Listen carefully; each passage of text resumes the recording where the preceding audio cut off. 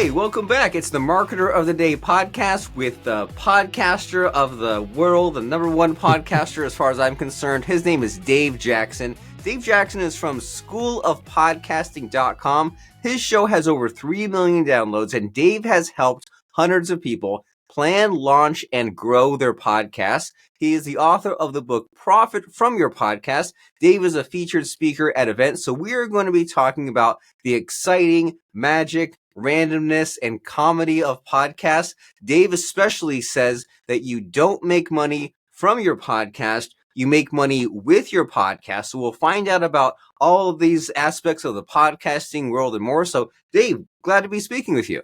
Oh, Robert, thanks for having me. This is going to be fun.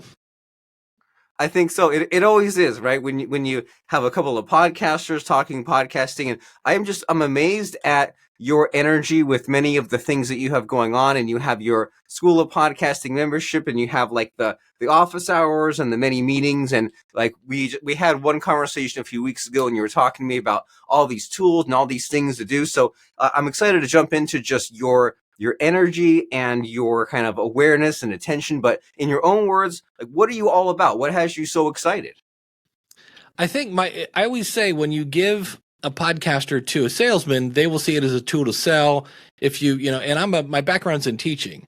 So the minute I saw podcasting and kind of got what it was, I was excited because I'm going to get to learn from different cultures and all sorts of stuff. So that's the biggest thing that I get excited about. And just the fact that really got me is when I started, I'd been podcasting for maybe 2 weeks. I'm in the middle of nowhere, Ohio, and a guy from Nuremberg, Germany sent me a voicemail. And I was like, wait a minute. A, he first found my show in the first place. And then B, he's on the other side of the planet and liked it. And I was like, oh, this is amazing. And that's really, it's still what gets me pumped up. It's just the fact that I get to meet millions of people without meeting millions of people. Right. You said there's something to this whole podcasting thing. And a few years ago, I saw some kind of blog post or who knows what, and someone showed a picture of 100 people standing in a room. And they said 100 people listening to your podcast is this. They're people that they're actually like listening and engaged and they'll reach out to you, because it's easy to discount 100 of something, right? 100 clicks or 100 views of your tweet or views of your YouTube video. You're like, 100 is not that much, but 100 like really dedicated fans, that's something that we want, especially when there's the competition. We want to stand out, all those other things. And so what is your sales pitch as a teacher for podcasting? Why should we be using it, and why has it just changed the world? Yeah. So when you say 100 people, the teacher in me divides that by 20, because a full classroom was 20 people. So that's 5 people. That's a whole hallway in my old building where I used to teach that could be listening to, they could be watching Netflix. They could be playing games. They could be doing Sirius satellite radio. So there's no spam in podcasting. But the big thing I love about it is, first of all, pick a topic that you love to talk about. That's kind of a given. But when you are producing content on a regular basis, whatever that schedule is, you're seen as reliable. I have people that are like, Dave, you're with me every Monday on the way to the feed store, and I'm like, okay, so you become part of their routine when you have a consistent schedule. And then if you bring value to the show and people are like, oh, I like this show, this person helps me, whatever the heck you're helping them do. And that could be, you could make them laugh, cry, think, groan, educate, whatever you're trying to do something like that. And then anytime you can tell a story that fits the point you're trying to make. So when Muhammad Ali died, he was a huge hero of mine, and I have a podcast about podcasting. So I had to talk about podcasting, but I really wanted to talk about Muhammad Ali. So I said, all right, here are like 5 things every podcaster can learn from Muhammad Ali. Like, number 1, totally unique. Nobody like him, always promoting, super talented. I just went down the list. And so by doing that, my audience got to know a little bit about me, but I was still teaching them podcasting. And so when you have that, wow, this person seems reliable because he's producing this content. I like him because he seems like a nice guy. Oh, and he's giving me valuable stuff. When you then come out with some sort of product, they're like, well, this is a no-brainer, because if his free stuff is this good, how much is his paid stuff is got to be amazing then. So it does really help. That's why I always say so many people try to make money with their podcast, like by selling the MP3. And that's a strategy, but it only works for about 3% of your audience. Whereas if you know who your audience is and you have a product that fits those needs, then it's a whole different ballgame.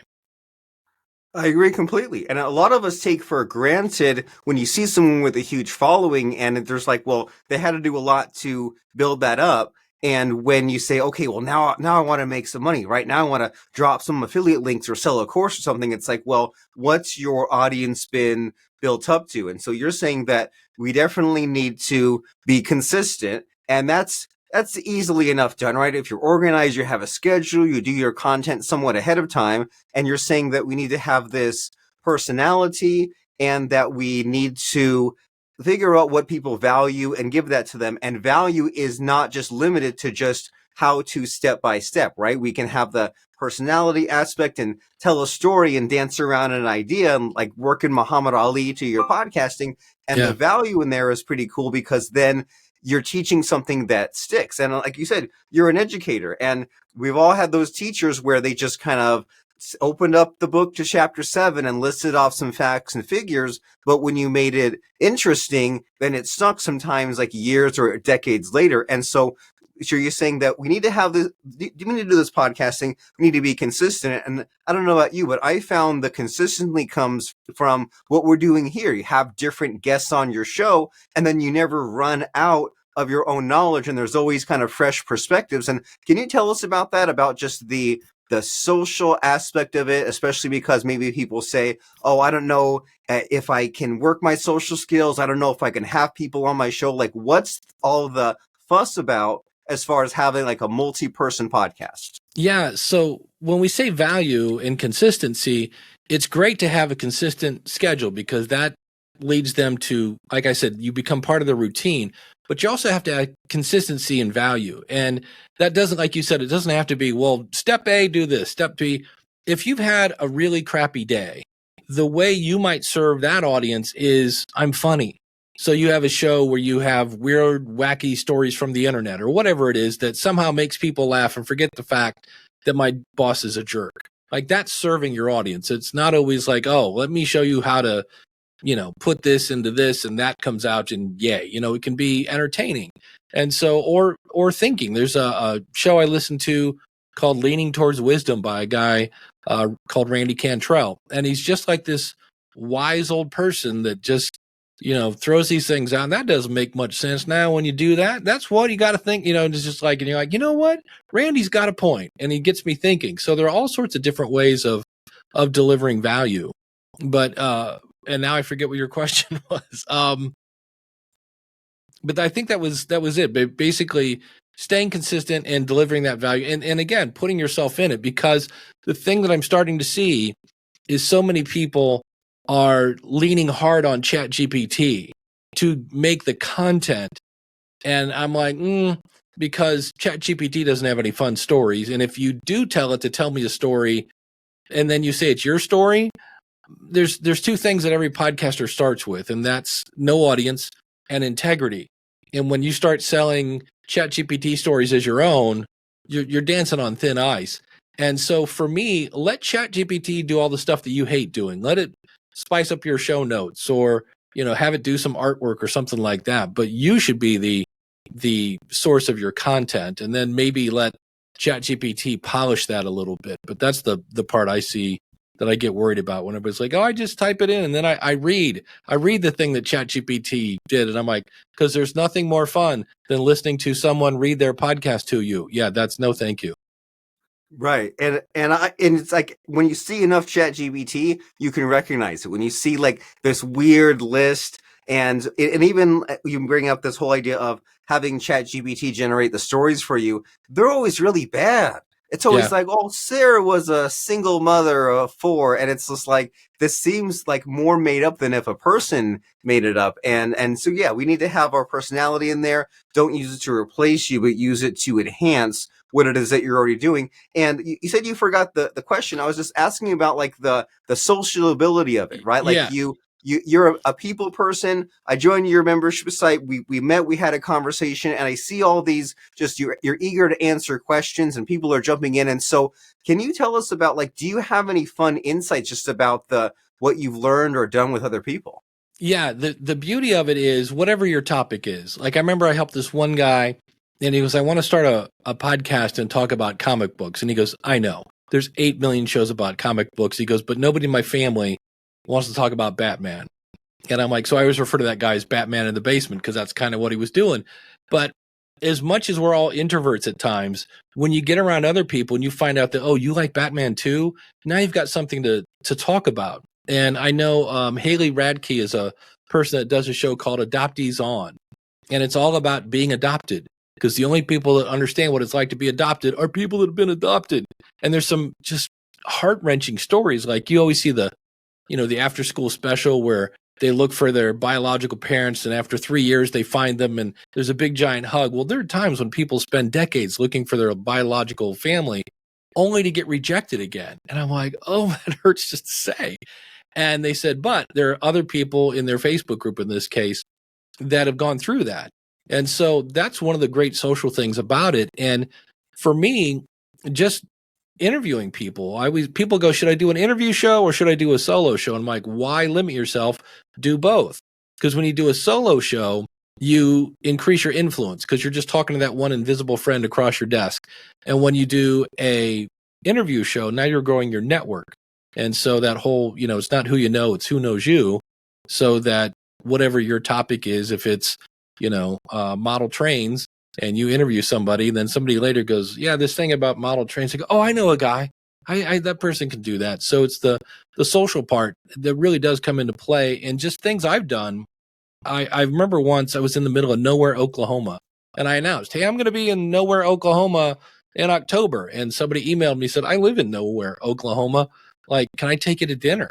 And I was like, wow, that's kind of wild. So yeah, it's interesting just running into people, A, that listen to your show, and then B, just somehow having this community that just starts to form around you. And it's awesome because everybody loves the same thing you do. Because if they don't like what you like, well, they won't listen.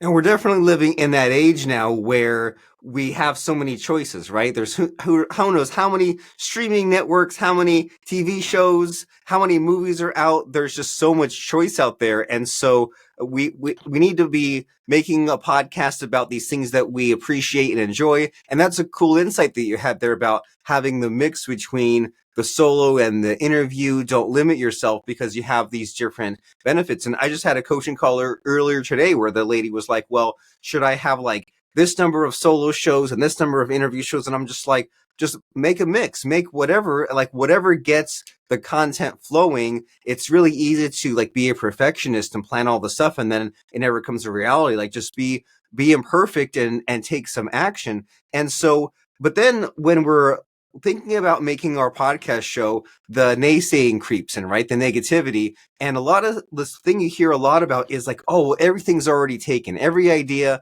for podcasting, someone's already got a show about that. So like, what would you say to someone like that if they're worried about the uniqueness of their show and they want to have like a clever hook and have it be kind of comedic?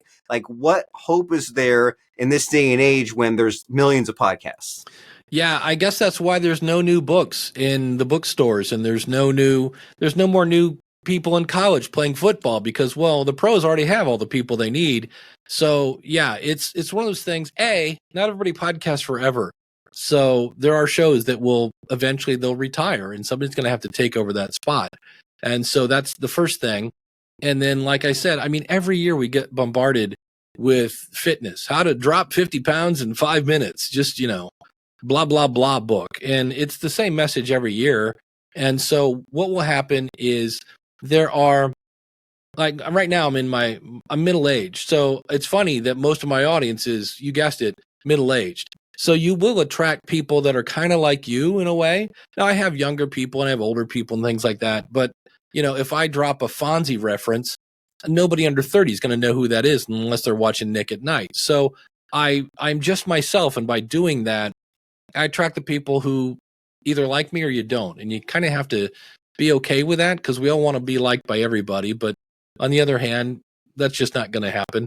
And so you just be yourself, put the information out there. And it's, for me, it takes kind of a little bit of time to get comfortable behind the mic. So your first episodes are going to be awful. I always say get somebody not named Mom to listen to them. So sometimes there's some really low hanging fruit that you can, easily fix because you didn't realize you were blowing a bunch of hot air into the microphone, making horrible noises that somebody else might tell you about. So get some feedback on those up front and then get going and just realize that the first time you shot a basketball, you probably didn't make it in, but maybe after the 10th or 11th one, you started hitting them in or tying your shoes or driving a car. It's, I'm a guitar player. And when you first start playing guitars, it actually hurts because you end up with calluses on the end of your fingers and it takes a while for those to build up. So it's a lot of fun because you're talking about that passionate thing you love. But, after a while, you're like, oh, this isn't, I'm not on the Tonight Show yet. So what's going on? I've done 6 episodes. Why isn't Jimmy Fallon calling me? Well, hang tight. You got to keep going a little longer than 6 episodes. You need to put in those repetitions and be yourself, but also be the best version of yourself, or a good enough, slowly improving incrementally over time version of yourself. And this idea of, well, you can't get an audience and you can't put out the content unless you continue with the show and make a commitment and be dedicated. And then you also mentioned about how sometimes shows end, right? What do they call it? Pod fade, Yeah. Where sometimes someone just decides it's not a priority, don't have time, audience isn't what it should be, audience isn't growing. And so how do we prevent that? How do we maximize someone's chances of success and make sure that the podcast grows and they stay excited about it? Yeah, the biggest question you have to, not should, you have to answer is, why am I doing this? Because if you don't get your why, you quit.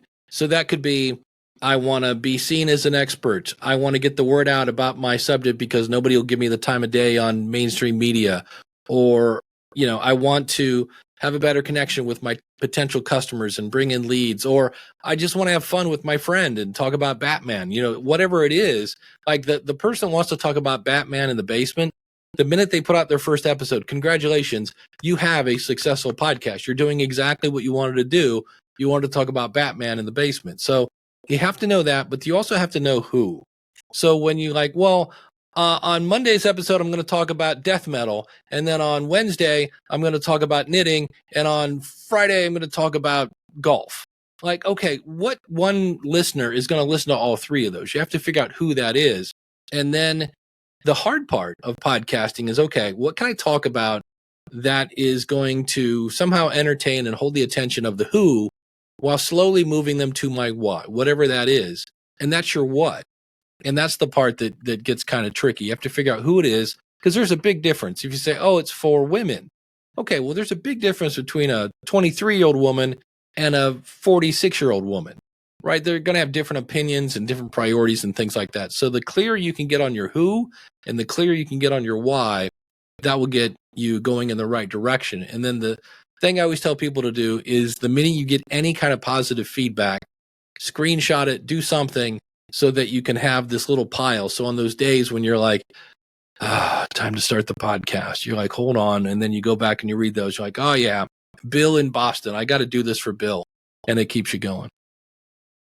That's powerful, and that's deep, to collect the positivity to get you through when the natural pessimism creeps back in. And these are some even more deep thoughts here of, you have your who that you're targeting and you want to get them towards your why, and you use the what to get them there. Yeah. And that's really interesting for us to think about. And it seems like that would it would get us through some of the little difficulties. And it seems like a lot of the little stuff is what holds people up, right? Like, you must hear all the time, like, oh, what camera should I use? What podcast host should I use? And I don't know about you, but my answer is always like, you start with what you have and you kind of build it up over time to like a better camera, to a better setup, to a better format. And just what I don't want to speak for you. So what is your advice when someone says, hey, there's this really technical specific question and it's really holding me up? What's usually the answer? Yeah, I always remind them, I started in the basement next to a water heater, and there was a flush pipe about 2 feet behind me. So I was praying nobody would flush the toilet while I was recording. And there was a furnace about 7 feet that way. So it was not at all a great recording instance. But yeah, when they get hung up on the one thing, I'm always like, well, is that really, like, I had one guy that actually never launched his podcast because he just couldn't find the right intro music. And I was like, it doesn't have to be, like, it's what are you going to release your intro music as a top 40 hit? I'm like, it just needs to have the right kind of feel of the show and go with it. And I think in the end, he just got cold feet. Some people, it's funny when you first start, you think about the audience. There's and I'm like, remember when you first start and you really publicize the heck out of that first episode, you're going to get 26 downloads if your cousins listen. You're just starting out. And so, unless you've got a huge budget to promote it and things like that. And so, yeah, I've seen music. I've seen, like, especially right now, people think they have to do video. And I'm like, no, you can do video, but you don't have to. Because like you said, there's video where you talk into your camera or your phone, and then there's video where it's a 3-camera shoot with key lights and backlighting and all, switching buttons and all. I'm like, let's just start off with, can I make content and entertain people? Let's start there. Just start with audio, and then later, once you have an audience, then maybe go to video and things like that. Yeah, start off with something. And hearing some of the excuses there, like I need the exact music, it seems like it's having a problem for every solution. It seems like I'm not really sure if the problem really was the music or if it was just this guy was a little nervous. Yeah. And instead of powering through, he was just like, well, maybe the keyboard on my desk was like just barely to the left. It should have been to the right. Like it's just searching for reasons to not do it. And that's kind of what comes to mind whenever I see the bright shiny object, because I think about those sorts of things. I'm sure you do too. About, ooh, can I have 3 cameras and record 3 different videos and have someone edit it together at all the right points? I'm thinking that's a recipe for self-sabotage for me. If I had all that, if I complicated the process that much for myself, it might kill my podcast versus keeping it simple and consistently putting some of these things out. And so we need to be putting out our podcast and growing the audience and doing the right things and not getting hung up on the wrong things. And speaking to that, when I do a podcast like this, I'm always looking for the hidden question. Like what should I be asking and I'm not asking? So what is that question for you? What do you wish that I, Robert Plank, would be asking you, Mr. Dave Jackson, about podcasting or anything in general? Well, I think, like you said, we get hung up on the technology, and that's really, and I get it, because like you said, it's bright, it's shiny, it's new. Ooh, look at that. Like, I saw a thing where I can now record with my iPhone, and then I take a shot of my backdrop without me in it, and somehow via AI, it makes these cool zoom in and crane shots. Like, I have multi cameras, and I was like, ooh, that's neato. But there are 2 things in podcasting. There's the content and there's the delivery. And so when we talk about multi-camera shoots, and that's kind of the delivery, but if the content's no good, what's the point? A 3-angle shot of horrible content, great, it looks great, but I'm not sharing that with anybody. And likewise, I could have phenomenal content, but if my audio sounds like I'm in a tin can, that's not going to work either. And so I think that's it. So many people, I just heard somebody on a podcast and they said, it's content, content, content. And I was like, I got to get that put on a t-shirt, because the minute your show doesn't grow, your step should be, let's go find my audience and see what they're talking about. Maybe I can get somebody to listen to this and give me some honest feedback. Hey, this is good, but this is kind of boring. And realize that, hey, this is your first time making media for people. You might be boring. That's okay. But you can fix it if somebody goes, yeah, this was a little too long. Well, then shorten it up a bit and then just go from there. But so many people, when the first thing, when it doesn't start growing, and they've spent $100 on a microphone, they sound great. You don't need a $500 microphone, but their answer is, I'm going to go buy new gear, because that's easy to do. I go to Best Buy, I go to Amazon, I buy a new microphone, I buy some lights, whatever it is. And you're putting bow on a pig in some cases. You got to go back. It's the content. It really is. Many times it's I always say, my little equation is downloads equals value in the episode multiplied by smart promotion. Because if you don't promote it, it's not going to work. And if you don't have great content, it's not going to grow on its own. I like that equation. And you're so right that many people think that, oh, this one thing will save me and this will finally make my podcast like a huge hit. And it's like, well, is the new microphone going to do it? Or like you said, go back and correct or fix some of the content and do better next time. And you're reminding me of 2 things. One is that I used to just kind of discount myself and think like, oh, well, the camera could be better. And people have like $3,000 camera, better setup. And I saw an interview with Tony Robbins, and he was like in his backyard, and he had the ugly like wired white Apple headphones Yeah. on, and I was like, so it doesn't, sure it matters, but it's not the number one thing that matters with that. And then the other thing that comes to mind is we both love Ray Edwards, right? Ray Edwards is one of the coolest podcasters there is. And when he started his show a bunch of years ago, he inspired me to start a podcast, but he had these different segments, right? He had these like 5 or 10 minute segments with music in between. And then I started doing that, and I got so carried away and crazy with it that it was almost like a music video. Like every like 3 minutes there was like more music and different stock music, and this transitioning into that. And I was like, man, this is gonna like keep someone's attention the whole way.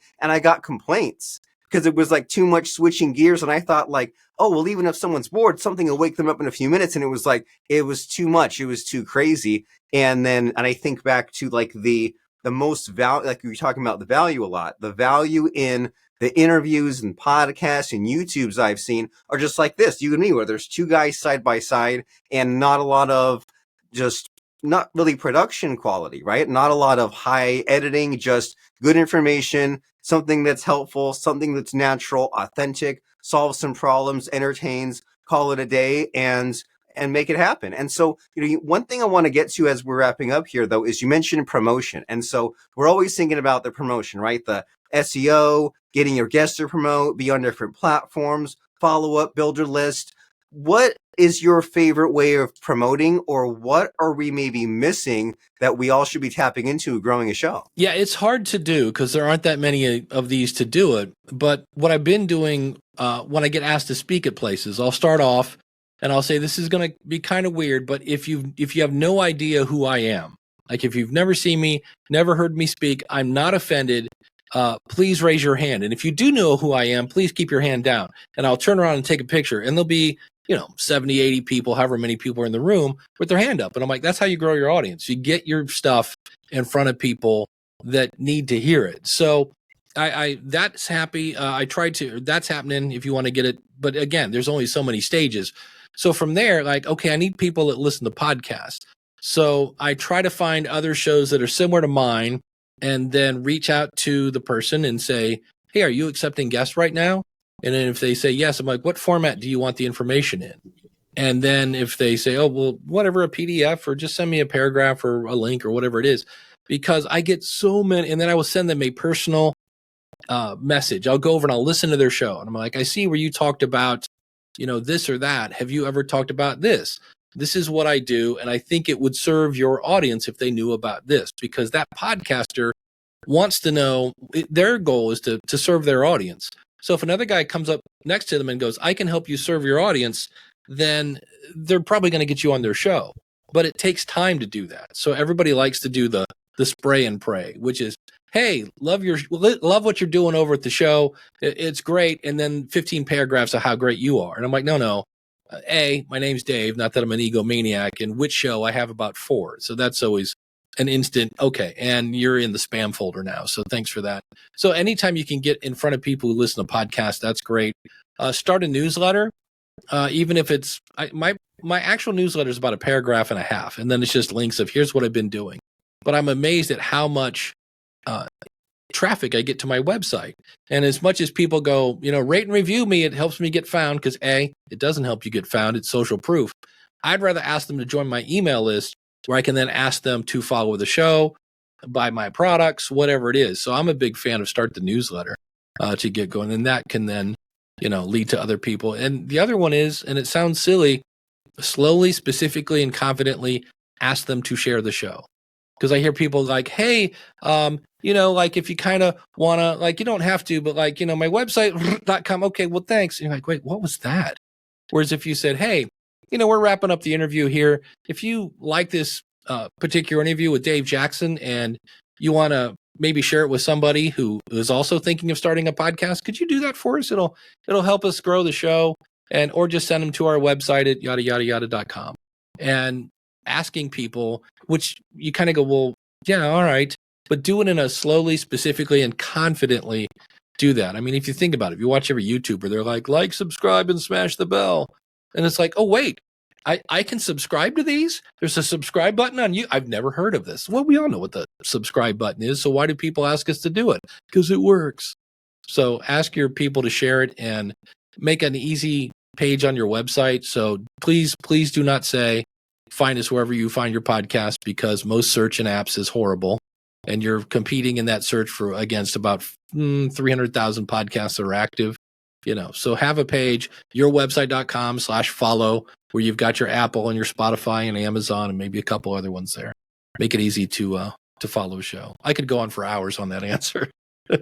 But what's good about what you've given us so far is these are all doable to-do list items, and you're making me flash back to, like, I've seen plenty of podcast websites like that where I love pages like that when I can choose which platform I can click on, because when it's an Apple podcast link, I'm like, is it going to open up that really slow and bulky Windows program for Apple Podcasts? Like iTunes, I don't really like that. And if it's a Spotify, I'm like, sure, maybe. But if there's like a YouTube version, I'm like, I get YouTube. YouTube's my language. If your podcast is on YouTube, that's the button I'm going to click on. And so I like to have those choices. And the other kind of task list items you've given us are helpful as well, right? You make the newsletter, build that email list, tell them what you're up to. It's doable enough. Have just a quick blurb, have some bullet points, have some links. We can all do that. And then the podcast guesting thing, for some reason, I don't do that enough. And I recorded a reel about it this morning. Like, I need to be doing more of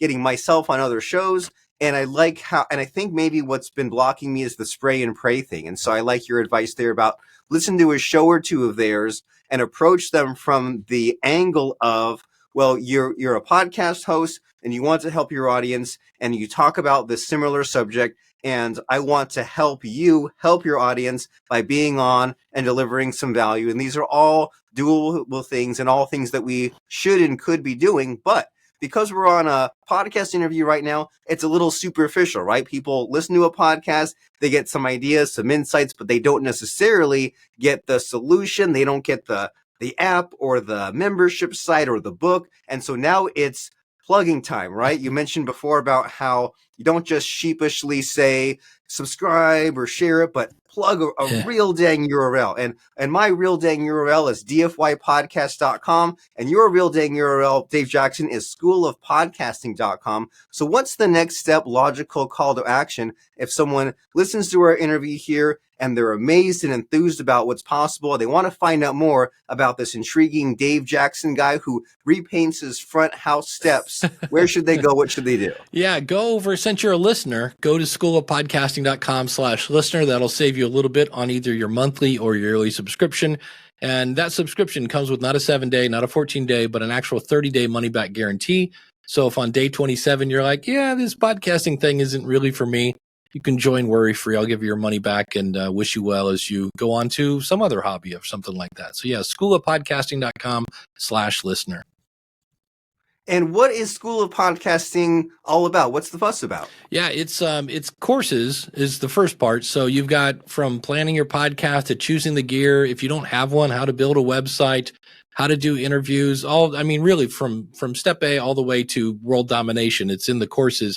But then you also have unlimited one-on-one consulting with me. So if people go like, so if I could book a meeting with you on Monday, and I go, if it's available, take it.